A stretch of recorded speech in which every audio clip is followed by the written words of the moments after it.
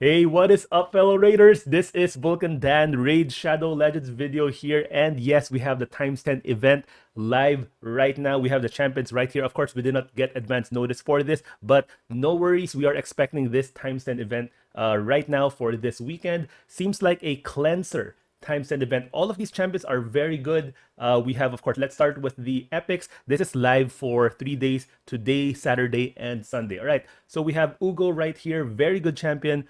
If you happen to pull her, max her out, she is very useful for so many areas in the game, especially right now with the HYDRA clan boss. Her A1 places Leech, her A2 places decreased defense and block buff. Block buff is really the highlight of this skill, but of course decreased defense is also great as well. She also removes heal reduction, which isn't that useful, but she also removes one random debuff from all allies on her A3. Then heals all allies by 20% of this champion's max HP, so pump up her HP a lot. That would benefit her A3. And there's this one little funny thing about this skill, that if all allies are dead, revives them with 50% HP, then fills their turn meter by 50% instead. Actually, it's very difficult to get this to work because she has to be the only one alive for that part of her A3 to activate, which doesn't really happen a lot. But yeah, it is there just in case we need it. And she places a 30% increased speed and a block damage buff on herself whenever this champion's last living ally is killed, to of course revive them with her A3. But most of the time her A3 will be on cooldown. This is on a 4-turn cooldown when fully booked. So most of the time she will get this increased speed and block damage. She's the only one alive, but her A3 is on cooldown, unfortunately. But yeah, she is still a very fun champion for HYDRA, especially with this block buff and this whole team heal right here. And of course, the Leech helps with healing as well. Very good champion there. Next, we have Mausoleum Mage, one of the OG champions, very useful back in the day. I don't see him being used a lot today, especially in the end game, but still a very useful champion. A1 decreased speed. His main use is his A2 that places 3 buffs to the entire team, which of course pairs well with Seer. Whenever she would use her skill wherein she would remove all buffs from your entire team and also the buffs from the enemy team, and use that to nuke down the enemy. So yeah, so because this skill places 3 buffs, this will maximize Seer's skill. So this places increased crit rate, increased defense, and block debuff, right? And his A3 removes all debuffs from all allies and heals them by 10% of this champion's max HP, but that heal will increase by a further 10% if 1 or more debuffs are removed, and also fills each ally's turn meter by 15% if 2 or more debuffs are removed from that ally. This is a very good skill, very good kit as well. You can opt to build him with no accuracy because his only skill that requires accuracy is his A1. Decreased speed is nice, but of course you really just want to prioritize him going really fast with this A2 and A3, right? Yeah, don't bother building him with any damage. His A2 and A3 deals, these are not hitting skills, so his damage will only come from his A1. Don't worry about building his attack or his crit. He's not an attack champion. All right, next one is Doom Priest. You don't really need to worry about her kit. Don't worry about her A1. Don't worry about her A2. She's all about her passive, heals all allies by 7.5% of their HP and removes 1 random debuff from them at the start of this champion's turn. That's really the entire value of her kit.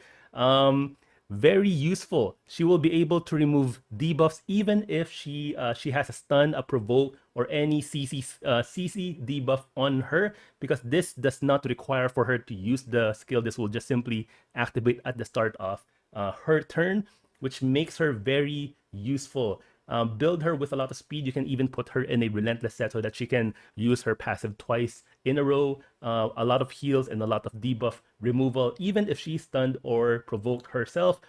She has this weird aura here, but yeah, she's really all about her passive. You don't need to place any books. Save your books. This one just adds more damage. This one just decreases the cooldown for the A2, which, you know, can be useful but not really necessary. Just build her with a lot of speed, maybe some HP, defense, some resistance, and that's pretty much it.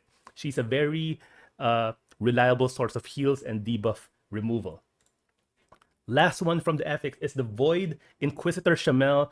Really became popular because of HYDRA, especially with this passive that removes any fear or true fear that is placed on your champions. This does not have any cooldown whatsoever. Anytime that you get a fear, he will simply remove it. That's it. No questions asked. And will fill that ally's turn meter by 15%, which is amazing. So yeah, that's really the whole value in his kit. His A1 and A2 are quite useful, especially his A2 ignores 25% of the target's defense, and this is a triple hitter. And yeah, but really, he's brought into the HYDRA clan boss specifically to be able to counter that HYDRA head that places fear on your entire team. All right, so yes, so that's Inquisitor Shamel. All epics here are quite useful. It is a times 10. So unless you are really desperate for one of these champions, it's still not that good of an idea to pull during a times 10 event. Save your shards for a guaranteed champion event or a times 2 event, which is next week. Next weekend, we're expecting a times 2 for ancient shards. So yeah, save your ancient shards for that, unless really, if you really need a cleanser, someone who will remove debuffs from your team. Next, let's go to the legendaries. Yeah, we have Withered The Crown. She was the featured champion in a recent guaranteed champion event. I did pull for her. She's very good. She has this debuff removal on her A3, 3-turn cooldown when booked, and will heal all allies by 30% of this champion's max HP. So that's a huge heal, especially if you pump up her HP really high. She also has this increased defense and heals, and will instantly activate any heal on all allies for on a 3-turn cooldown. So that's her A3 and her A2. Her A1 is her only attacking skill. She does not attack with her A2 or A3, but her A1 is an AoE hit that places Leech. So you do want to put her with some accuracy, because that would really help your healing, placing Leech on everyone. So she has heals on her A2. She has heals on her A3, and technically she can also heal with her A1. She places one single continuous heal on a random ally for 2 turns. Plus, if that's not enough, her passive also brings heal. So she places a continuous heal on the ally with the lowest HP for 1 turn at the start of each turn. So yeah, her entire kit is really all about heals. You can bring her in practically any area of the game wherein you need some heals. So dungeons, HYDRA, even in arena for those defensive teams. Yeah, very annoying champion to face in the arena. So yes, next one we have Brogni, probably regarded as one of the best fragment champions in recent memory. He does have this HP burn A1, has an AoE, a chance to remove buffs, one random buff from the enemies, and removing one random debuff from yourself. So it's not a full debuff removal, but sometimes just one or removing one debuff is all you need, and will also increase the value of shield buffs on all allies by 30% of the damage inflicted. So sometimes people actually put him in an attack ring to bump up his attack. He does have very low attack, but placing an attack ring on him will make sure that he pumps up those shields a lot with his A3.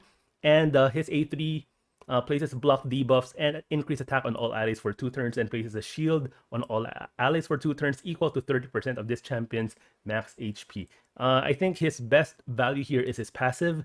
Whenever an ally under shield is attacked, reflects 25% of the damage inflicted on the shield back to the attacker, and then heals that ally by 20% of the damage inflicted onto the shield. So will heal you and will also damage the enemy as long as you have shields up, which he places on his A3, and then he will pump up that shield with his A2.